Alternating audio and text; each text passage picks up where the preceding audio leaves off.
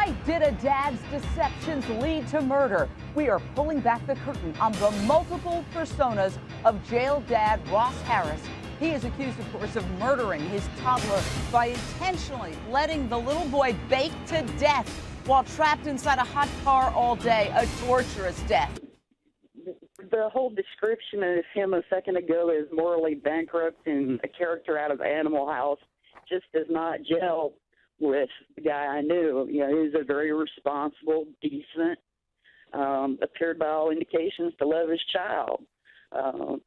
You know, we hold three things sacred here in the South: football, religion, and family, and this guy was the paragon of that. Jane, has anyone said this yet? In my mind, this is the male Casey Anthony that we're looking at right here. Yeah, I think he's totally capable of this kind of thing.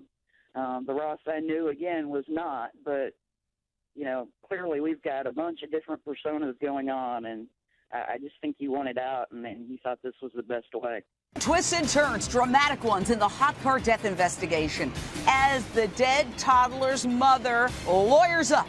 That's right, Leanna Harris, who has said some suspicious things, according to a lot of people, has just hired Atlanta criminal defense attorney Lawrence Zimmerman. Let's presume that she's innocent at this particular point. She hasn't been charged, so why would she still stay with this guy? Why would she visit him? Why are we seeing that lack of affect? Why is she putting her head down? I think a lot of it has to do with embarrassment for something that she's involved in. Perhaps she didn't want to be involved in, but I think this is a woman who may have a very dependent personality that no matter what has happened to her son, even though she should be grieving for him, she's more grieving for this man. She is so dependent on this individual for her breath, for her only life. She feels that this is her reason for living, so she is not grieving for this child the way that she should be. A frantic race against time as Washington state cops launch a massive search for a beautiful missing 17-year-old girl who cryptically wrote in her journal just before her disappearance, quote, "If you're reading this, I'm missing or dead." Cops say the teen, Angie Dean, left her home over 3 weeks ago dressed in exercise clothes and never came back. She left behind her wallet, her bank cards, her glasses, her clothing. Now investigators say she might be the victim of human trafficking. What would you say to your daughter?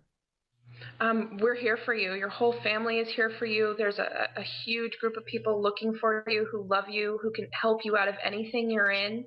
It's not an impossible situation. We're here for you, and no matter what you think is going on, there is help. We have got some wonderful breaking news for you. Hallelujah. I am so happy.